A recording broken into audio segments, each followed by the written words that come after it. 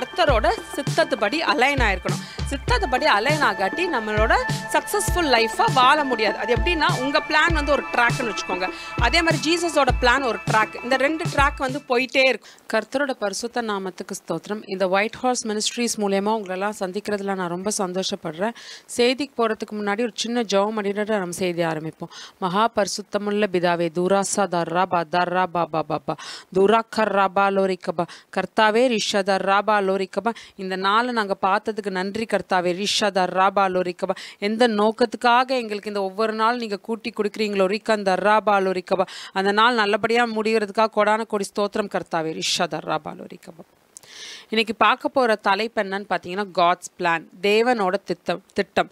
அதுக்கு உண்டான வசனம் எரேமியா 29வது அதிகாரம் 11வது வசனம். நீங்கள் எதிர்பார்க்கும் முடிவை உங்களுக்கு கொடுக்கும்படிக்கு நான் உங்கள் பேரில் நினைத்திருக்கிற நினைவுகளை அறிவேன் என்று கர்த்தர் சொல்கிறார். அவைகள் தீமைக்கல்ல சமாதானத்துக்கென்றுக்கான நினைவுகள். அது ஆக்சுவலி இங்கிலீஷில் எப்படி இருக்குன்னா, for I know the plans I have for you declares the Lord, plans for welfare and not for evil, to give you a future and a hope. Actually நம்ம வந்து எல்லாருமே லைஃப்பில் பார்த்திங்கன்னா எல்லாரும் ஒரு பிளானை வச்சு தான் நம்ம லைஃப்பை நம்ம லீட் பண்ணுவோம். ஃபார் எக்ஸாம்பிள் நீங்கள் அன்மேரிடாக இருக்கீங்க, இப்போ நீங்கள் வந்து படித்து முடிச்சிருக்கீங்க அப்படின்னா நம்ம என்ன யோசிப்போம், அடுத்தது நம்ம எந்த காலேஜில் போய் சேரலாம், என்ன கோர்ஸ் எடுக்கலாம், என்ன மாதிரி இடத்துல போய் நம்ம காலேஜ் சேரலாம் அப்படின்னு சொல்லிட்டு நமக்கு நிறைய பிளான்ஸ் இருக்கும். அதே மாதிரி நம்மளோட அம்மா அப்பாலாம் என்ன நினைப்பாங்க, நமக்கு இந்த மாதிரி பிள்ளைகள் இருக்காங்க, இவங்களுக்கு இந்த மாதிரி ஒரு ஸ்பௌஸை கல்யாணம் பண்ணி கொடுக்கணும், இந்த மாதிரி இடத்துல நம்ம வந்து அவங்களுக்கு ஒரு காலேஜுக்கு அனுப்பணும் அப்படின்னு சொல்லிட்டு அவங்க ஒரு திட்டம் வச்சிருப்பாங்க, இந்த மாதிரி இடத்துல வீடு வாங்கணும் அப்படின்னு சொல்லிட்டு எல்லாருமே ஒரு பிளானை வச்சு தான் நம்ம அன்றாட வாழ்க்கையை வாழ்கிறோம். எல்லாருக்குமே அந்த பிளான் இருக்கும், இந்த மாதிரி கம்பெனியில் போய் ஜாயின் பண்ணணும், இந்த மாதிரி இடத்துக்கு போகணும்னு சொல்லிட்டு நமக்குன்னு ஒரு செட் ஆஃப் பிளான்ஸ் இருக்கும். ஆனால் கர்த்தர், நம்ம கிறிஸ்தவர்களாக பிறந்துட்டாலே ஒவ்வொரு கிறிஸ்தவர்களுக்கும் கர்த்தர் வந்து ஒரு பிளான் அண்ட் பர்பஸ் வைக்கிறார். சித்தமும் திட்டத்தோட தான் ஒவ்வொரு மனிதர்களையும் கர்த்தர் பூமியில் அனுப்புறாரு. அதனால தான் எரேமியாவை நோக்கி கர்த்தர் என்ன சொல்லுவார்னா, உன்னை தாயின் உருவாக்குறதுக்கு முன்னாடியே எனக்கு உன்னை தெரியும், நீ வந்து கருவிலே அபிஷேகம் பண்ணிட்ட, நீ உருவாக்குறதுக்கு முன்னாடியே உன்னை தெரியும்னு கர்த்தர் வந்து எரேமியாவை நோக்கி சொல்றாரு. இது எரேமியாவுக்கு மட்டும் கிடையாது, நம்ம எல்லாருக்குமே, எல்லா கிறிஸ்டியன்ஸுக்குமே நம்ம பூமியில் அனுப்புறதுக்கு முன்னாடியே கர்த்தருக்கு நம்மள தெரியும். நீங்க ஜானா இருக்கலாம், பீட்டரா இருக்கலாம், யாரா வேணா இருக்கலாம், ஆனா கர்த்தருக்கு வந்து உங்களை பூமியில் அனுப்புறதுக்குன்னு ஒரு பிளான் இருக்கு, ஒரு பர்பஸ் இருக்கு, ஒரு சித்தம் திட்டம் எல்லாத்தோட தான் ஒவ்வொரு கிறிஸ்தவர்களும் பூமியில பிறக்கிறோம். அதனால நம்ம என்ன, கர்த்தர் நம்ம எதுக்காக இந்த பூமியில அழைச்சிருக்காரு, எதுக்காக நம்மளை அமைச்சிருக்காருன்னு சொல்லிட்டு கர்த்தர் தேர்ந்து அந்த பிளானை நம்ம வாங்கிக்கிறது ரொம்ப ரொம்ப ரொம்ப அவசியம். எல்லா கிறிஸ்டியன்ஸும் ஆவியானவர் சொல்றா, எல்லா கிறிஸ்தவர்களும் ரிகந்த Rafah லோரிக்கம், if you want to live a successful Christian life, ரிகந்த அல்லாரா ஷபா லோரிக்கபா, you have to get the plan from the God says the Lord. ரிஷத அல்லாரா Kaba. உங்களுக்கு சக்சஸ்ஃபுல்லான ஒரு கிறிஸ்தவ வாழ்க்கை வாழணும்னா நீங்க கர்த்தர்ட்டேந்து அந்த பிளானை நீங்க வாங்கணும். அது என்னதான் நம்ம உபவாசம் பண்றது, ஜெபம், உபவாசம், ஆவியான வளம் இதெல்லாம் பெற்றுக்கொண்டதுக்கு அப்புறமும் நம்ம அடுத்த லெவலுக்கு என்ன பண்ணணும்னா கர்த்தர்ட்டேந்து திட்டத்தை வாங்கணும். அடுத்தது உங்க வாழ்க்கையில நீங்க என்ன பண்ணணும், என்ன மாதிரி கோர்ஸ் எடுக்கணும், எங்க போய் நம்ம எந்த காலேஜில் போய் சேரணும், இதெல்லாம் கூட நீங்க கர்த்தர்ட்டேந்து வாங்கிட்டு போகணும். அதுதான் கர்த்தரோட எக்ஸ்பெக்டேஷன். எல்லாமே கர்த்தர்ட்ட ப்ளூ பிரிண்ட் வாங்கணும். நீங்க ஆபிரகாம் லைஃப் பார்த்தீங்கன்னா 75 வருஷம் ஒரு இடத்துல இருக்காரு. ஆனா கர்த்தர் திடீர்னு வந்து என்ன சொல்றாரு, நீ இந்த இடத்த விட்டு போ, நான் காட்டுற இடத்துக்கு போ, அந்த இடத்துல தான் நான் உன்னை பிளஸ் பண்ணுவேன், you will be a great nations there அப்படின்னு சொல்லிட்டு கர்த்தர் ஆபிரகாம் நோக்கி சொல்றாரு.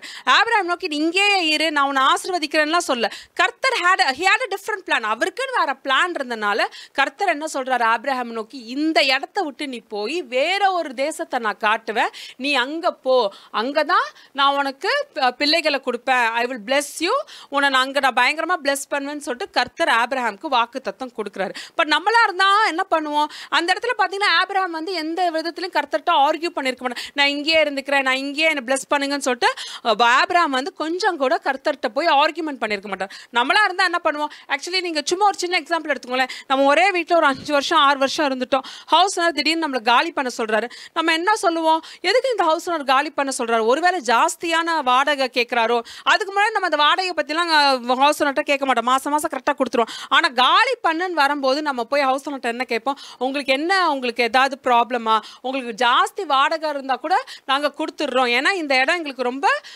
ரொம்ப பெனிஃபிஷியலாக இருக்குது, நிறைய விஷயங்கள் இந்த வீட்லேருந்து எங்களுக்கு பண்ணதுக்கு வசதியாக இருக்குது, ஏதாவது ஒன்று சொல்லுங்கள், நாங்கள் இங்கேயே இருக்கிறோம்னு சொல்லிட்டு நம்ம ஹவுஸ் ஓனர்கிட்ட ஆர்கியூ பண்ணுவோம். அதே மாதிரி தான் ஆப்ரஹாமும் 75 வருஷம் அதே இடத்துல இருந்துட்டாரு.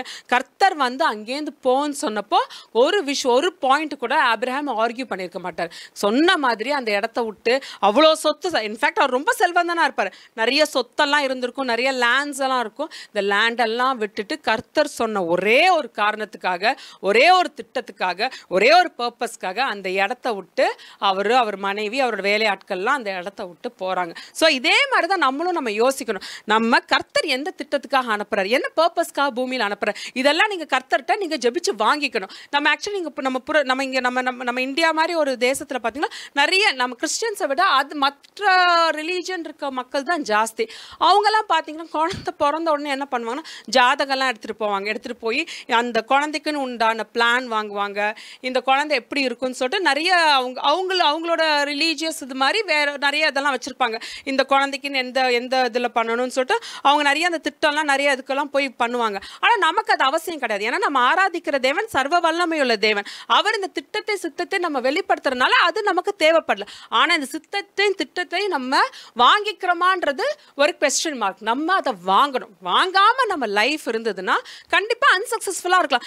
நம்ம யோசிக்கலாம், நம்ம ஜெபிக்கிறோம், நம்ம ஃபாஸ்டிங் இருக்கிறோம், நம்ம பரிசுத்த வல்லமை பெற்றுக்கொண்டோம், இன்னும் ஏன் நம்ம லைஃப்பில் ஒரு வெறுமையாக இருக்குது அப்படின்னு நீங்கள் யோசிச்சிங்கன்னா அது கர்த்தரோட திட்டத்தோட உங்கள் திட்டம் அலைன் ஆகலைன்னு அர்த்தம். அதுக்கு நீங்கள் கர்த்தர்கிட்டேருந்து திட்டத்தை வாங்கணும். ஆபிரகாம் எப்படி திட்டத்தை வாங்கினாரோ அதே மாதிரி வாங்கணும். இல்லை என்ன ஆகும் அப்படின்னா கர்த்தரோட திட்டப்படி நம்ம இல்லாட்டி நம்ம ஜோனா லைஃப் மாதிரி ஆகிடும். நிறைய போராட்டங்கள் இருக்கும். அஃப்கோர்ஸ் சம்டைம்ஸ் போராட்டங்கள் நம்ம வாழ்க்கையில் வரும். காட் வந்து நம்ம ஃபெய்த்தை பில்ட் பண்ண சில போராட்டங்கள் அனுப்புறது உண்மை. ஆனால் எல்லா போராட்டத்துமே கர்த்தர் அனுமதிக்கிறது இல்லை. ஏன்னா நம்ம சுயசித்தத்தில் போய் நம்ம விளர்றது தான். எப்படி ஆதாம் வந்து தான் சுயசித்தத்து மேலே சாஞ்சனால அந்த ஏதேன் தோட்டத்தோட அந்த லைஃபை அவர் லூஸ் பண்ணிட்டார். அது அவர் பண்ண தப்பு. அதே மாதிரி ஜோனா லைஃப் எடுத்துக்கிட்டிங்கன்னா கர்த்தர் கூப்பிட்டு ஒரு திட்டத்தை சொல்கிறார். நீ வந்து நினைவா மக்கள்கிட்ட போய் ஜட்ஜ்மெண்ட்டை போய் நீ சொல்லணுன்னு ஜோனா வந்து முடியாதுன்னு சொல்லிட்டு எதிர் திசையை நோக்கி ஓடுறாரு. ஆனால் அவர் ஓட என்ன ஆகுதுன்னா ஸ்டாம் வருது, அவரை தூக்கி தண்ணியில் போடுறாங்க, அங்கே வந்து மீன் பிடிக்குது. இந்த மாதிரி ஜோனா லைஃப் மாறுது. நம்ம கர்த்தரோட சித்தத்தை அலைன் ஆகாட்டி இதே மாதிரி போராட்டத்துக்குள்ளே நம்ம மாட்டிப்போம். ஸோ நம்ம கர்த்தரோட சித்தத்தில் எப்பயுமே இருக்கணும். ஜீசஸ் கிரைஸ்டுமே பூமியில் நடக்கும்போது அவருக்கு வந்து சிலுவையில் அறையிறதுக்கு முன்னாடி அவருக்கு நிறைய சான்சஸ் இருந்தது.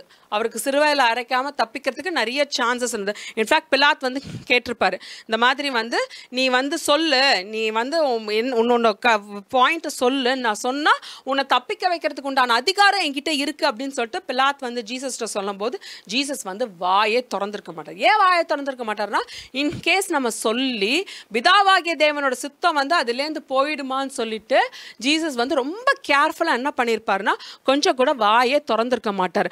அவ்வளோ தூரம் கர்த்தரோட பிளானை ஃபுல்ஃபில் பண்ணுறது தான் ஜீசஸோட பிளான். என்ன, அவர் க்ரூசிஃபை ஆகணும். ஆனால் க்ரூசிஃபை இன்கேஸ் நம்மலாம் சொல்லி க்ரூசிஃபிகேஷனுக்கு இது ஸ்டாப் ஆகிடுச்சுன்னா தேவனோட திட்டமே ஸ்டாப் ஆகிடுமேன்னு சொல்லிட்டு எங்கேயுமே வாயை திறந்திருக்க மாட்டார். இன்ஃபேக்ட் வந்து கெத்செமனே தோட்டத்தில் வந்து பேதுரு வந்து அந்த சோல்ஜர்ஸ்க்கு எதிராக அந்த பட்டயத்தை எடுக்கும்போது இன்ஃபேக்ட் ஜீசஸ் வந்து தடுத்திருப்பாரு. நீ வந்து அந்த மாதிரி பண்ணாத, நீ பண்ணினா என்னோட கர்த்தரோட பிளான் வந்து ஃபுல்ஃபில் ஆகாமல் போயிடும், நீ அது பண்ணக்கூடாது அப்படின்னு சொல்லிட்டு ஒரு தேவகுமாரன் வந்து பேதுரு பார்த்து சொல்வார். ஸோ ஒவ்வொரு கிறிஸ்தவர்களும் நம்ம எப்படி இருக்கணும் அப்படின்னா கர்த்தரோட சித்தத்துப்படி அலைன் ஆயிருக்கணும். சித்தத்துப்படி அலைன் ஆகாட்டி நம்மளோட சக்ஸஸ்ஃபுல் லைஃபாக வாழ முடியாது. அது எப்படின்னா உங்கள் பிளான் வந்து ஒரு ட்ராக்னு வச்சுக்கோங்க, அதே மாதிரி ஜீசஸோட பிளான் ஒரு ட்ராக். இந்த 2 ட்ராக் வந்து போயிட்டே இருக்கும். இப்போ நீங்கள் ஃபார் எக்ஸாம்பிள் நீங்கள் ரயில்வே ஸ்டேஷன்லாம் பார்த்தீங்கன்னா அந்த ட்ராக்ல வந்து திடீர்னு 2 ட்ராக்கு ஒன்றா ஜாயின் ஆகிடுச்சுன்னா ஸ்டேஷன் வந்துடும். அதே போல தான் உங்கள் ட்ராக்கும் வந்து ஜீசஸ் ட்ராக்கும் தனியாகவே போயிட்டு இருந்ததுன்னு வச்சுக்கோங்களேன்,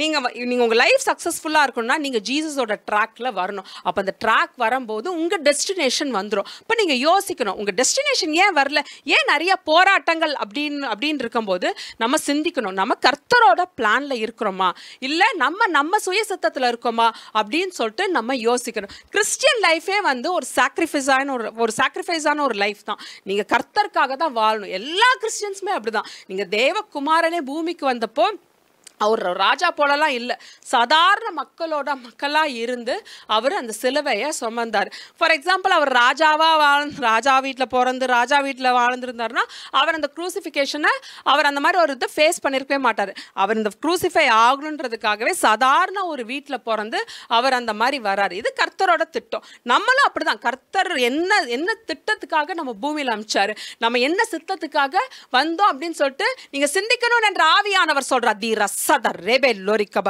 நிறைய பேரோட ஜபம் ரிகந்தரப தனிப்பட்ட ஜபமா இருக்கு என்ற ஆவியானவர் சொல்றார். ரிதலரஷப. அது எனக்கு விருப்பமே இல்லை என்று கர்த்தர் சொல்றார். ரிகந்தலரபல ரஷதரபலோரிகப துரபலரிகப உரதரபலோரிக. கர்த்தர் சொல்றார் ரிகந்தரபலோரிகப. ஒரு கிறிஸ்தவனா பிறந்துட்டாலே ரிகந்தர உங்க சுய சித்தத்துக்கு மேல சாயாம ரிகந்தர கர்த்தர் சித்தப்படி வாழணும் என்று கர்த்தர் சொல்றார். அதுதான் சரியான கிறிஸ்தவ வாழ்க்கை என்று கர்த்தர் சொல்றார். ரிகந்தரபலோரிகப உரகந்தரபலோரிக. பேர்ல மட்டும் கிறிஸ்தவ பேரா இருந்தா பத்தாதுன்னு என்று ஆவியானவர் சொல்றார். ரிகந்தர சண்டே சர்ச்சுக்கு போயிட்டு மட்டும் திருப்தி அடையாதீங்க என்று கர்த்தர் சொல்றார். ரிகந்தரப ஃபெலோஷிப்ல திருப்தி அடையாதீங்க. ரிகந்த அங்க போய் பாட்டு பாடுறேன் இங்க போய் பாட்டு பாடுறேன் திருப்தி ஆகாதீங்க என்று கர்த்தர் சொல்றார். ரிகந்த அது கிறிஸ்தவ வாழ்க்கை அல்ல என்று கர்த்தர் சொல்றார். ரிகந்த ரஷதல்லெகே பெதல்லெசதல்லெரிபா உரிகந்தல்லெரஷதல்லரபாபா துரிகந்தல்லரபால. இனி வர நாட்கள்ல ரிகந்தர அப்படி ஜெபம் பண்ற எந்த கிறிஸ்தவர்களை நான் ஆசீர்வதிக்க போறது இல்லைன்னு என்று கர்த்தர் சொல்றார். ரிகந்தல்லரஷதல்லரபாபா துரபாலரிகம். ஸோ நம்ம வந்து ஒரு கிறிஸ்தவனாக பிறந்துட்டாலே நம்ம கர்த்தருக்காக வாழணும். நம்ம லைஃப்பை அவருக்காக டெடிகேட் பண்ணணும். நம்ம சர்ச்சுக்கு போயிட்டு நம்ம சொந்த விஷயத்துக்காகவே ஜெபம் பண்ணிகிட்டே இருந்தால் அது கர்த்தருக்கு விருப்பமே கிடையாது. நீங்கள் பைபிளில் எந்த தீர்க்கதரிசியாக வேணால் எடுத்துக்கோங்க, ஆனால் எல்லாருமே அவங்க ஜீசஸ்க்காகவே வாழ்ந்திருப்பாங்க, கர்த்தருக்காகவே வாழ்ந்திருப்பாங்க. மோசேவாக இருந்தாலும் சரி, எலியாவாக இருந்தாலும் சரி, ஜோஷ்வாவாக இருந்தாலும் சரி, புதிய ஏற்பாடு காலத்தில் பேதுரு, ஜான், பவுல், இந்த மாதிரி எல்லாருமே எல்லாம் ஜீசஸ்க்காகவே அவங்க லைஃப்பை டெடிகேட் பண்ணியிருப்பாங்க. அவங்களுக்குன்னு ஃபேமிலிஸ் இருந்தது, அவங்களும் குழந்தையெல்லாம் போயிட்டு எல்லாமே இருந்தது. ஆனால் இருந்தாலும் கடைசியில் அவங்க லைஃப் எங்கே வந்து முடியுதுன்னா ஜீசஸ் கிட்ட தான் வந்து முடியுது. நம்மளும் அப்படி தான் யோசிக்கிறோம். அதுக்காக நம்ம எதுவுமே வேண்டாம் அப்படின்லாம் நான் சொல்லலை. நம்ம இதெல்லாம் பண்ணாலே ஆட்டோமேட்டிக்காக உங்கள் லைஃப்பில் நடக்கும். இன்ஃபேக்ட் வந்து இப்போல்லாம் வந்து குழந்தை பிறந்துட்டாலே என்ன பண்ணுவாங்கன்னா ஹாஸ்பிட்டல்ஸில் உங்களுக்கு ஒரு வேக்சினேஷன் சார்ட் கொடுத்துருவாங்க. 1 மாதத்தில் போட வேண்டிய வேக்சினேஷன், 2 மாதத்தில் போட வேண்டிய வேக்சினேஷன், 10 மாதம்னு சொல்லிட்டு கிட்டத்தட்ட 10 வயசு வரைக்கும் அந்த வேக்சினேஷன் சார்ட்டு கொடுத்துருவாங்க. அந்த குழந்தைங்க வந்து கேட்குதுங்களா அம்மா கிட்ட, நீங்கள் வந்து அம்மா எனக்கு 2 months ஆயிடுச்சு, 5 months ஆச்சு, 10 months ஆச்சு, இந்த வேக்சினேஷன் நான் போகணுன்னு குழந்தை கேட்கலாம். ஒரு தாயா ஒரு தகப்பனா என்ன பண்ணுறாங்க, அந்த டைம் வரும்போது ஆட்டோமேட்டிக்காக குழந்தைங்களை தூக்கிட்டு போய் வேக்சினேஷன் போட்டுடுறாங்க. அதே மாதிரி தான், அதே கான்செப்ட் தான். நம்ம கர்த்தர் வந்து பூமியில் ஒரு பிளான் அண்ட் பர்பஸ்க்கு வச்சு தான் நம்மளை அனுப்புறாரு. நம்ம கர்த்தர்கிட்ட போய் கேட்கணும்னு அவசியமே இல்லை. நம்ம நல்ல விஷயம் பண்ணாலே உங்களுக்கு கர்த்தர் அது பண்ணுவாரு. கர்த்தர் சொல்றார், நீங்க கர்த்தர் சித்தத்தை திட்டத்தை எடுத்து செய்யும் போது ரிகந்தர் ராபால், கர்த்தரோட ஊழியத்தை நீங்க செய்யும் போது ரிகந்தர், நீங்க எதையும் கேட்க வேண்டிய அவசியம் அல்ல என்று கர்த்தர் சொல்றார். ரிகந்தர் ராபால் ரிகம் ஆட்டோமேட்டிக்கா ரிகந்தர் ராபால் அன்றன்ற நாளைக்கு உண்டான அப்பம் உங்களுக்கு கொடுக்கப்படும் என்று கர்த்தர் சொல்றார். ரிஷதர் ராபால் ரிகம். நம்ம எப்பவுமே நம்ம ஃபியூச்சருக்காக ஜெபம் பண்றதை கர்த்தர் விரும்ப மாட்டார்.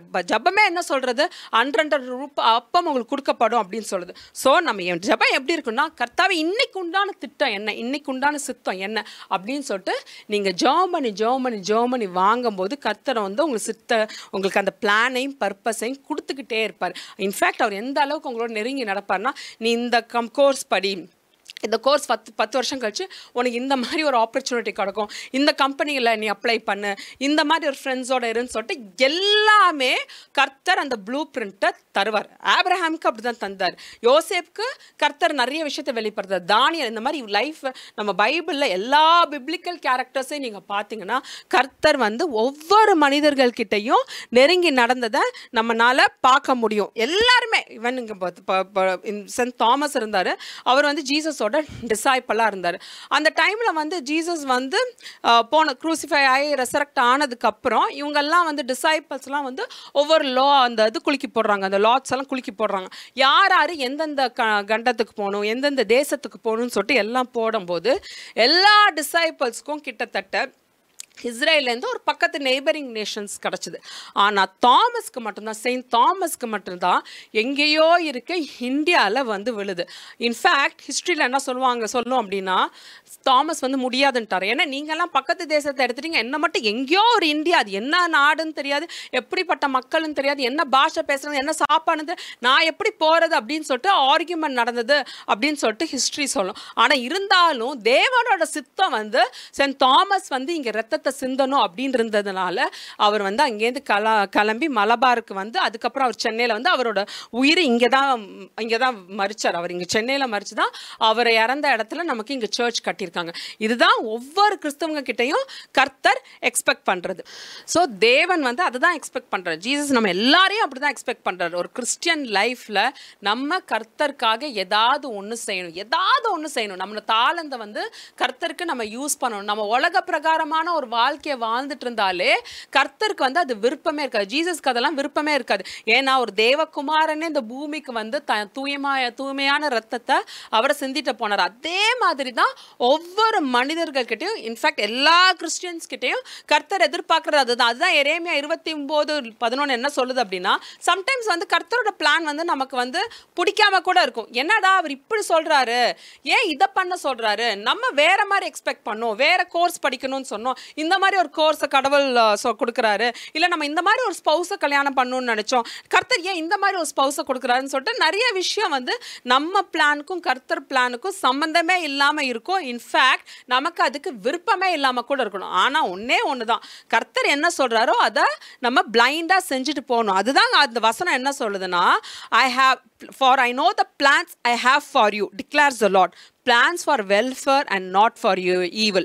கர்த்தர் என்ன சொல்றாருன்னா, நான் கொடுக்குற திட்டம் வந்து எந்த விதத்திலையும் வந்து அது ஈவிலாக இருக்காது, உன்னோட நல்லதுக்காக தான் நான் கொடுக்குறேன். In fact it will give you a future and hope. உனக்கு ஒரு நல்ல ஃபியூச்சரும் உனக்கு நல்ல ஹோப்பும் தரும் அப்படின்னு சொல்லிட்டு கர்த்தர் சொல்றாரு. ஸோ இட் மீன்ஸ் நம்ம சம்டைம்ஸ் அந்த இது வந்து நமக்கு பிடிக்காது. இன்ஃபேக்ட் எரேமியா வந்து கர்த்தர் வந்து நீ தேசத்தில் போய் தீர்க்க தரிசனம் வரான்னு இருப்பாரு. அவருக்கு இன்ஃபேக்ட் வந்து அந்த அளவுக்கு அவருக்கு விருப்பம் இருந்திருக்காது. அதனால தான் அவர் என்ன சொல்லுவாருன்னா, நானே ஒரு சின்ன பையன், என்னை போய் அனுப்புறீங்களே, எனக்கு பேச தெரியாதுன்னு சொல்லும் போது அப்போ வந்து கர்த்தர் என்ன சொல்லியிருப்பாருன்னா, நீ சின்ன பையன் என்கிட்ட போய் சொல்லாத, நான் சொல்ற இடத்துக்கு போய் நான் சொல்ல வேண்டிய வார்த்தையை நீ போய் சொல்லுன்னு சொல்லிட்டு ஜெரேமியா கிட்ட சொல்றாரு. இதே தான் மோசஸ் வந்து கர்த்தர் வந்து மோசஸ் கிட்ட பேசும்போது அவர் என்ன சொல்றாரு, இஸ்ரேல் மக்கள்கிட்ட போய் நீ விடுவிக்கணும், நீ பார்வோ கிட்ட போய் பேசு அப்படின்னு. இன்ஃபேக்ட் மோசஸ் என்ன சொல்லியிருப்பாருன்னா, எனக்கு நல்லா பேச தெரியாது, ஐ ஹாவ் அ ஸ்டாமரிங், எனக்கு வந்து ஸ்டாமரிங் இருக்குது, என்னால் போய் பேச முடியாது அப்படின்னோன்னா கர்த்தர் சொல்வார், இல்லை நீ போ அப்படின்னு இருப்பார். இன்னும் மோசஸ் ரொம்ப கான்ஃபிடென்ட்டாக இல்லாதனால ஆரோன் அனுப்புவார், நீ போ, நீ உன்னோட பிரதர் ஆரோன் வருவான், அவன் உனக்காக பேசுவான் அப்படின்னு சொல்லிட்டு கர்த்தர் வந்து மோசையை அனுப்பியிருப்பார். ஸோ இதுதான் கர்த்தர் வந்து எல்லாத்துக்கும் ஒரு பிளான், ஒரு பர்பஸ் வச்சுருக்காரு. நமக்கு அது பிடிக்காட்டினாலும் இது கர்த்தர் விரும்புகிறாரா, இதை நம்ம செஞ்சுட்டு போவோம் அப்படின்னு சொல்லிட்டு ஒவ்வொரு கிறிஸ்தவர்களும் இருக்கணும். அதுதான் ஒரு டெடிகேஷனான லைஃப். கிறிஸ்டியன் லைஃபே அது என்னன்னா ஒரு டெடிகேஷன் இருக்கணும், ஒரு சாக்ரிஃபைஸ் இருக்கணும். இதுதான் கிறிஸ்டியன் லைஃப். மற்ற பிளெஸிங்ஸ்லாம் அது ஆட்டோமேட்டிக்காக பின்னாடி வரும். நம்ம சும்மா வந்து நம்ம போயிட்டு கர்த்தாவே எனக்கு வீடு கொடுங்க, காரு கொடுங்க, என் பிள்ளை கல்யாணம் ஆகணும், என் பையனுக்கு அந்த காலேஜில் சீட்டு கிடைக்கணும், இதே வேண்டக்கூடாதுன்னு என்று கர்த்தர் சொல்றார்.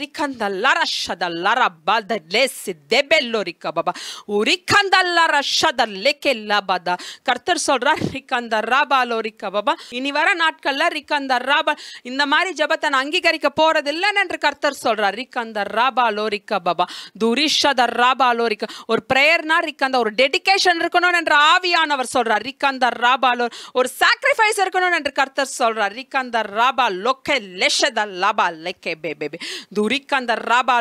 சும்மா சர்ச்சுக்கு வந்துட்டு உங்க சொந்த பிரச்சனையை வந்து ஒரு குப்பை மாதிரி கொட்டிட்டு போறீங்க என்று கர்த்தர் சொல்றார். இது கர்த்தருக்கு விருப்பம் இருக்கா இல்லையான்னு கூட யோசிக்கிறது இல்லைன்னு என்று கர்த்தர் சொல்றார்.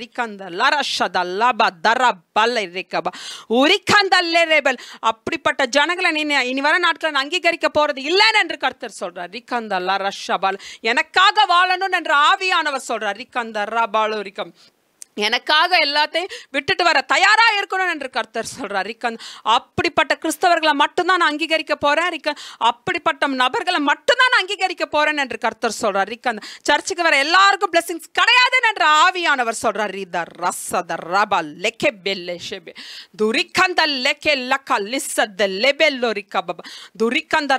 சுயநலமா இருக்காதீங்க என்று கர்த்தர் சொல்றார்.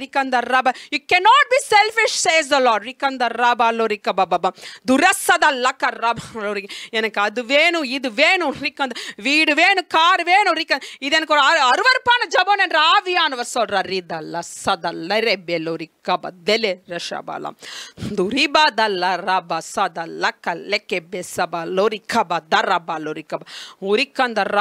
உங்க வாழ்க்கைக்கு உண்டான திட்டத்தை அந்த சித்தத்தை ஜெபிச்சு வாங்கிக்கோங்க என்று கர்த்தர் சொல்றார். அதுதான் சரியான கிறிஸ்தவ வாழ்க்கை என்று ஆவியானவர் சொல்றார். ஸோ ஒவ்வொரு கிறிஸ்டியன்ஸும் கர்த்தர்ட்டேந்து பிளானையும் பர்பஸையும் நீங்கள் வாங்கிக்கணும். சித்தம் என்ன, திட்டம் என்ன, நீங்கள் ஜெபிச்சு வாங்குறது தான் சரியான கிறிஸ்தவ வாழ்க்கை. ஜான் வில்லியம்சன் 1796 ஒருத்தர் இங்கிலாந்து, அவர் வந்து டொட்டானியம் நியர் லண்டனில் வந்து அவர் பிறக்கிறாரு. ஜூன் மாதம் 27 அவர் பிறக்கிறாரு. அவர் என்ன பண்ணுறாருன்னா, அவர் கொஞ்சம் பெருசானோன்னே அங்கே ஒரு அயன் ஃபவுண்ட்ரியில் வந்து ஒரு கிளரிக்கல் ஜாபில் போய் சேர்ந்துடுறாரு. அவர் வந்து ஆக்சுவலி யாருன்னு பார்த்தீங்கன்னா, அவர் வந்து அப்போஸ்தல் ஆஃப் சவுத் சீன்னு சொல்லுவாங்க. அப்போஸ்தல் ஆஃப் ஐலாண்ட் சவுத் சீ, அந்த சவுத் சீல ஒரு அப்போஸ்தல்னு அவரை சொல்லுவாங்க. அவர் வந்து அந்த மாதிரி ஒரு அயன் ஃபேக்ட்ரியில் ஒர்க் பண்ணும்போது அவரோட எம்ப்ளாயர், அந்த ஃபேக்ட்ரிக்குன்னு உண்டான முதலாளி அம்மா என்ன பண்ணுறாங்கன்னா, இவரை கூட்டிகிட்டு போய் ஒரு சர்ச்சில் போய் அவர் ரசிக்கப்படாமல் இருக்க ஒரு சர்ச்சுக்கு கூப்பிட்டு போகிறாங்க. அவர் சர்ச்சில் போய் வந்து அவர் ரொம்ப இன்ஸ்பயர் ஆகிறார். ஜீசஸை பற்றி நிறைய விஷயம் கேட்டு அவர் ரொம்ப இன்ஸ்பயர் ஆகி என்ன பண்ணுறாருன்னா, அங்கே இருக்க மிஷினரி குரூப்பில் போய் அவர் தன்னைத்தானே என்ரோல் பண்ணிக்கிறார். என்ரோல் பண்ணதில்லை. அவர் என்ன ஆகுதுன்னா, செப்டம்பர் மாதம் 1816 வந்து அவரை வந்து ஒரு மிஷனரியாக அவர் வந்து செலக்ட் பண்ணுறாங்க. செலக்ட் பண்ணி நவம்பர் மாதம் வந்து 1816 வந்து அவர் என்ன பண்ணுறாருன்னா, தஹித்தின்னு ஒரு ஐலாண்டில் வந்து அவரை அனுப்புகிறாங்க. அது என்ன மாதிரி ஒரு ஐலாண்ட்னா, சவுத் சீல இருக்குது அந்த ஐலாண்டில். அது வந்து மக்கள் வந்து இந்த மாதிரி படித்தவங்கலாம் கிடையாது. அங்கே இருக்க மக்கள்லாம் பார்த்தீங்கன்னா ஒரு காட்டுவாசியான மக்கள். அங்கே இருக்க மக்களுக்கு வந்து சரியாக கூட ட்ரெஸ் எல்லாம் போடாமல் நரமாமிசம் அப்படியே ரா ஃப்ளஷ், யாராவது ஒரு வேறு தேசத்துலேருந்து மனிதர்கள் வந்தால் அவங்கள அப்படியே கொன்று அப்படியே அந்த ரா ஃப்ளஷை சாப்பிட்ற மக்கள். அதே மாதிரி குழந்தைங்களை கொன்று சாப்பிட்றது. அதே மாதிரி அவங்களோட தெய்வத்துக்கு வந்து இந்த சிசுக்கள் எல்லாம் வந்து அப்படியே வந்து நரபலி கொடுத்து அந்த மாதிரி ரொம்ப காட்டுமிராண்டியான மக்கள் வாழ்கிற தீவாக இருந்தது தஹித்தின்ற ஒரு தீவு. இவர் அங்கே போய் மிஷனரியாக அனுப்புகிறாங்க. இவர் என்ன பண்ணுறாரு, ஒரு 10 மாதத்தில் வந்து பார்க்குறாரு மக்கள்லாம் பயங்கர கொடூரமாக இருக்காங்க. யாரை பார்த்தாலும் கையில் ஒரு ஆரோவோட தான் இருக்காங்க, ஏதாவது ஒரு ஷார்ப் ஐட்டம்ஸோட தான் இருக்காங்க, யாராவது வந்தால் தாக்குற மாதிரியே இருக்காங்க. இவர் என்ன பண்ணுறாரு அங்கன்னு பார்த்தீங்கன்னா, கிட்டத்தட்ட 2000 ஐலாண்ட்ஸ் இருக்குது பக்கத்தில். ஃபஸ்ட்டு தஹித்தியில் வந்து இறங்குறாரு. அங்கே இருக்க லோக்கல் லாங்குவேஜை வந்து ஒரு 10 மாதத்தில் கற்றுக்கிறாரு. 10 மாதம் கற்றுக்கிட்டு அவர் என்ன பண்ணுறாரு அப்படின்னா, ஆக்சுவலி அவர் போகும்போது அவரோட ஒரு ஒய்ஃபு, அவரோட பிள்ளைகள், அதுக்கப்புறம் அவரோட நிறைய மிஷனரிங்கெலாம் சேர்ந்து அந்த இடத்துக்கு போகிறாங்க. அங்கே வந்து 10 மாதத்தில் அவர் அந்த தஹித்தின்ற ஒரு லாங்குவேஜ், அந்த லோக்கல் லாங்குவேஜை அவர் கற்றுக்கிறார். கற்றுக்கிட்டு ப்ரீச் பண்ண ஆரம்பிக்கிறார். இவர் அவங்க லாங்குவேஜில் பேச ஆரம்பித்தோன்னே இந்த மக்கள்லாம் கொஞ்சம் இன்ட்ரெஸ்ட்டாக கேட்க ஆரம்பிக்கிறாங்க. இவர் என்ன பண்ணுறாரு, பைபிளை பற்றி ப்ரீச் பண்ணுறார். பைபிளை பற்றி ப்ரீச் பண்ண அங்கே இருக்க மக்கள் என்ன பண்ணுறாங்க அப்படின்னா, அவங்கள அறியாமலே அவங்க நிறைய தெய்வத்தை வந்து இது கல்லில் பண்ணாங்க. அந்த கல்லெல்லாம் தூக்கிட்டு போய் கடலில் போய் முழுக வைக்கிறாங்க. அப்புறம் மரத்தால் செஞ்ச அந்த தெய்வத்தெல்லாம் என்ன பண்ணுறாங்கன்னா, ஒரு நெருப்பில் போட்டு எல்லாத்தையும் ஒன்றா எரிச்சிடுறாங்க. ஸோ இவங்கெல்லாம் அப்படியே ப்ராப்பராக ட்ரெஸ் பண்ண ஆரம்பிக்கிறாங்க. அவர் சொல்கிறார் இந்த மாதிரிலாம் ட்ரெஸ் பண்ணணும்னு ப்ராப்பராக ட்ரெஸ் பண்ண ஆரம்பிக்கிறார். இவர் ஆல்ரெடி லண்டன் வந்து அந்த டைமில் நல்லா டெவலப்டாக இருந்தனால இவர் வந்து லண்டன்லேருந்து நிறைய இவங்களுக்கு வந்து ஹவுஸ் எல்லாம் எப்படி பில்ட் பண்ணணும்னு சொல்லித்தராங்க. ஸோ சின்ன காட்டேஜ், சின்ன குடிசையில் இருந்தவங்க எல்லாம் ஒரு காட்டேஜ் மாதிரி கட்டி ஒரு மனிதர்கள் மாதிரி வாழ ஆரம்பிக்கிறாங்க. அது வரைக்கும் காட்டுமிராண்டி மாதிரி இருந்த மக்கள் வந்து இந்த மாதிரி ஒரு காட்டேஜ் மாதிரி கட்டி அவங்களெல்லாம் மாற்றுறாரு. நிறைய கிராஃப்ட் எல்லாம் சொல்லித்தராரு. எப்படி வந்து இந்த கிராஃப்டெல்லாம் விற்று அவங்களோட அன்றாட வாழ்க்கை இது பண்ணுன்னு சொல்லிட்டு ஃபார்மிங், இந்த மாதிரி நிறைய விஷயங்கள் வந்து அவர் கற்றுக் கொடுக்குறார். ஒரு கிறிஸ்தவனாக இருந்தால் அதான் பண்ணணும். நம்ம ப்ரீச் பண்ணால் மட்டும் போதும்னு அவர் போதும் அப்படின்னு நினைக்காம அவர் என்ன பண்ணுறாரு, அங்கே இருக்க மக்களை ஒரு மனிதர்களாக அவர் மாற்றுறாரு. இந்த மாமிசத்தை சாப்பிட்றது தப்பு அப்படின்னு சொல்லிட்டு அவங்கெல்லாம் தப்பை வந்து உணர்ந்து எல்லாம் அந்த தஹித்தி தீவு வந்து ஒரு கிறிஸ்தவ தீவாக மாறுது. அதுக்கப்புறம் என்ன பண்ணுறாரு, கிட்டத்தட்ட 2000 ஐலாண்ட்ஸ் பக்கத்தில் இருக்குன்னா ஒவ்வொரு தீவாக அவர் அவர் போறார், ஒவ்வொரு தீவா போய் அப்பதான் சமோயான்னு ஒரு தீவுக்கு போறார். அந்த தீவுல இவர் தான் ஃபர்ஸ்ட் மிஷனரி. அந்த தீவுல கொஞ்ச நாள் ஊழியம் பண்றாரு. அந்த தீவுல ஊழியம் பண்ணி அதுக்கப்புறம் அவர் அந்த இடத்த விட்டு போகும்போது அவரோட எல்டர் சன் வந்து அந்த ரெஸ்பான்சிபிலிட்டி எடுத்துக்கிறார். வந்து 7 பிள்ளைகள்லாம் அவங்க இறந்துடுறாங்க. இருந்தாலும் அவங்க மனம் இதாகலை. நம்ம கர்த்தருக்காக வந்தோம், கர்த்தருக்காக ஊழியம் செய்யணும் அப்படின்னு சொல்லிட்டு அவங்க அந்த மினிஸ்ட்ரியை கரெக்டாக பண்ணிக்கிட்டே இருந்தாங்க. அதுக்கப்புறம் அந்த சமோவா தீவும் ஓரளவுக்கு இதாக ஆனதுக்கப்புறம் இன்னொரு தீவுக்கு அவர் போகிறார். எரமங்கோ அப்படின்னு ஒரு தீவுக்கு போகலான்னு அவர் முடிவெடுக்கும் போது கூட இருக்க ஜனங்கள்லாம் என்ன சொல்கிறாங்கன்னா, அந்த தீவுக்கு போக வேணாம், அவங்க ரொம்ப காட்டுமிராண்டியான பசங்க, நம்ம வார்த்தை கேட்கவே மாட்டாங்க, பயங்கரமான பசங்க, வேண்டாம் அப்படின்னு சொல்லிட்டு இங்க இருக்கிற லோக்கல்ஸே சொல்றாங்க. ஆனா அவர் என்ன சொல்றாரு, இல்ல நான் வந்து கர்த்தருக்காக தான் வந்தேன், இந்த தீவில் ஆல்ரெடி ரசிக்கப்பட்டாங்க, நான் அந்த தீவுக்கு தான் போவேன் அப்படின்னோடனே அப்புறம் இவர் போறார். இவரும் சில மிஷினரி, அங்கே இருக்க லோக்கல் பீப்புள் அவங்கெல்லாம் சேர்ந்து ஒரு கப்பலில் போகிறாங்க. இவர் தான் முதல்ல இறங்கி போகிறார். ஜான் வில்லியம்ஸ் தான் இறங்கி போகிறார். இறங்கி போன உடனே அங்கே இருக்க மக்கள்லாம் என்ன பண்ணுறாங்க, அந்த தீவில் இருக்க எரமங்கோ இருக்கிற தீவில் இருக்க மக்கள்லாம் என்ன பண்ணுறாங்க, இவர் அப்படியே குத்துறாங்க. குத்தி அவரை கொன்று அந்த கப்பல்லேருந்து பார்த்துட்டு இருக்காங்க. இவர் கொல்றதை பார்க்குறாங்க. பட் அவங்களால ஒன்றும் பண்ண முடியல. கப்பல்லேருந்து அந்த மற்ற மிஷினரிங்கள் அந்த லோக்கலைட்ஸ் எல்லாம் பார்த்துட்டு இருக்காங்க. இவங்களால அவரை காப்பாற்ற முடியல. அவங்க கண்ணு முன்னாடியே அவர் கொன்று அந்த மாமிசத்தை அவங்க சமைச்சு சாப்பிட்டதா அவங்க பார்க்குறாங்க. அவங்களுக்கு ரொம்ப மனவேதனையில் இதை போய் அவங்க ஒய்ஃப் கிட்ட சொல்கிறாங்க, ஜான் வில்லியம்ஸ் ஒய்ஃப் கிட்ட சொல்கிறாங்க. ஆனால் ஜான் வில்லியம்ஸ் வந்து இந்த செய்தியை கேட்டோன்னா எந்த விதமான ஆர்ப்பாட்டமும் பண்ணலை. ஓகே, என் கணவர் வந்து கர்த்தருக்காக வந்தார், அவர் கர்த்தருக்காக மரிச்சார், அதனால அவர் விட்டுட்டு போன ஊழியத்தை நான் செய்வேன்னு சொல்லிட்டு ஜான் வில்லியம்ஸோட ஒய்ஃப் அந்த ஊழியத்தை செஞ்சாங்களாம். இன்ஃபேக்ட் ஜான் வில்லியம்ஸ் 43 வயசுலே அவர் இறந்துட்டார். ஆனால் அந்த 43 வயசுலேயே அவர் என்ன பண்ணியிருக்காருன்னா 22 அந்த 22 இயர்ஸ் அவர் வந்து மினிஸ்ட்ரி பண்ணார். அந்த 22 இயர்ஸ் மினிஸ்ட்ரியில் கிட்டத்தட்ட 3 லட்சம் பேர் அந்த தீவில் 3 லட்சம் பேர் ரசிக்கப்பட்டாங்களாம். அவ்வளோ தூரம் அவர் ஒரு இம்பாக்ட் கிரியேட் பண்ணார். இதுதான் ஒவ்வொரு கிறிஸ்தவங்கிட்டையும் கர்த்தர் எக்ஸ்பெக்ட் பண்ணுறது. நம்ம டெய்லி சண்டே வந்துட்டு எனக்கு இந்த வீடு கொடுங்க, நான் அந்த இடத்துல போய் நான் கார் வாங்கணும், என் பிள்ளைங்களுக்கு இது வேணும், இந்த மாதிரி ஜெபம் பண்ணாதீங்க என்று கர்த்தர் சொல்றார். இனி வர நாட்கள்ல ரிக்கந்தர் ஜான் வில்லியம்ஸ் மாதிரி மிஷனரிகள் நான் தேடுறேன் என்று கர்த்தர் சொல்றார். ரிக்கந்தர் எந்த விதமான எதிர்பார்ப்பும் இல்லாம ரிக்கந்தர் கர்த்தருக்காக வாழ்ற மக்களை மட்டும் தான் இனி வர நாட்கள் நான் அங்கீகரிக்க போறேன் என்று கர்த்தர் சொல்றார். ஆயத்தமாக என்று கர்த்தர் சொல்றார். இது கடைசி நாட்கள் என்று ஆவியானவர் சொல்றார். ரிக்கந்தர் பரலோக ராஜ்யம் சமீபமா இருக்கு என்று கர்த்தர் சொல்றார்.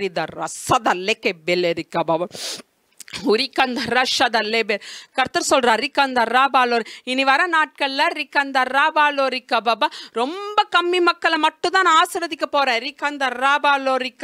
தன்னோட சுய சித்தத்து மேல சாயாம கர்த்தர் சித்த எதுவோ அதை நாங்க ஃபாலோ பண்ண போறோம்.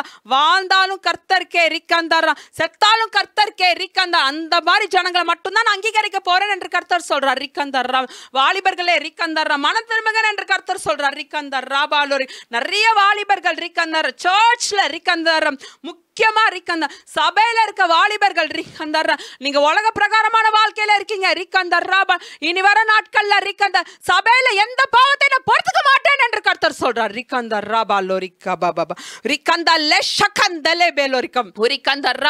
சோஷியல் ட்ரிங்கிங் என்ற பெயர்ல நிறைய வாலிபர்கள் என்று ஆவியானவர் சொல்றார். காலேஜ்ல படிக்கிற வாலிபர்கள் என்று ஆவியானவர் சொல்றார். I will not take it anymore, says the Lord. இனி நான் பொறுத்துக்க மாட்டேன் என்று ஆவியானவர் சொல்றார்.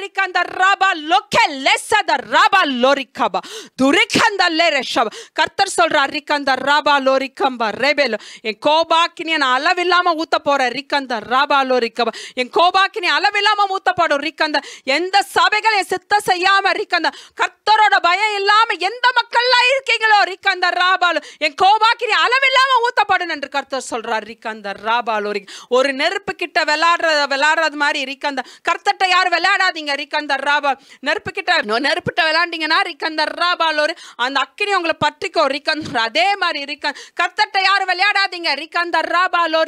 அவர் பட்சிக்கிற அக்கினி என்று ஆவியானவர் சொல்றார். அவர் ஒரு பட்சிக்கிற அக்கினி என்று கர்த்தர் சொல்றார். இனி ஒரு சான்ஸ் உங்களுக்கு கொடுக்கப்படாது என்று ஆவியானவர் சொல்றார். இன்னைக்கு நீங்க திருந்தாட்டி என்னைக்குமே நீங்க திருந்த போறதில்லை. என் கோபாக்கினி அளவில்லாம ஊத்தப்படும். ரிக்கந்த ராபால் நீங்க ரிக்கந்த ரஷபால் சாத்தா அவங்க கிட்ட வந்து போராடினா ரிக்கந்தர் கர்த்தர்ட்ட வருவீங்க. ரிக்கந்த அந்த கர்த்தரே உங்களுக்கு எதிர்த்து நின்னா ரிக்கந்த யார்கிட்ட போவீங்கன்னு என்று கர்த்தர் கேட்கிறார். ரிக்கந்த ரஷபால் ஜாக்கிரதையா இருங்கன்னு என்று கர்த்தர் சொல்றார். ரிக்கந்த ராபால் ரிக்க பாபா ரிக்கந்த ராபால் ரிபாலா ராபா பாபா. இந்த உலகத்திலே ரிக்கந்த மேலான நாமம் ரிக்கந்த ராபா பாபா இயேசுவின் நாமம் ரிக்கந்த ராபா. ஆனா ரிக்கந்த ராபா இந்த இயேசுவின் நாமம் தான் ரிக்கந்த ராபா இப்ப இருக்க காலகட்டத்தில் ரிக்கந்தர் ரொம்ப கேவலமா யூஸ் பண்ணப்படுதுன்னு என்ற ஆவியானவர் சொல்றார். ரிக்கந்த ராபா லோரிக்கபா ஊரிக்கந்த ராபா லோரிக்கா பாபா ஊரா தர ஷத ரேபே லோரிக்கா பாபா. ஒரு விஷயத்தை நினைவு வச்சுக்கோங்க என்று கர்த்தர் சொல்றார். ரிக்கந்த நீங்க சர்ச்சுக்குள்ள நுழையும் போது ரிக்கந்த ராபா அண்ட சராசரத்தையும் படைச்ச ரிக்கந்த சர்வ வல்லமை உள்ள தேவனை நம்ம மீட் பண்ண போறோம்ன்றத நினைவு வச்சு சர்ச்சுக்குள்ள வாங்க என்று கர்த்தர் சொல்றார். ரிக்கந்த ராபா லோரிக்கா. சனிக்கிழமை ஃபுல்லா ரிக்கந்த ராபா சரியான பாவமான வாழ்க்கையை வாழ்ந்துட்டு ரிக்கந்த கொஞ்சம் கூட பாவ உணர்வு இல்லாம ரிக்கந்த ராபா சபைக்கு நீங்க வராதீங்க என்று ஆவியானவர் எச்சரிக்கிறார். ரிக்கந்தல்லே ஷதல்லே கெபெல்லோ பாபா துரிக்கந்தல்லே ரெபே பேபே உரிக்கந்தல்ல ரஷா பாபா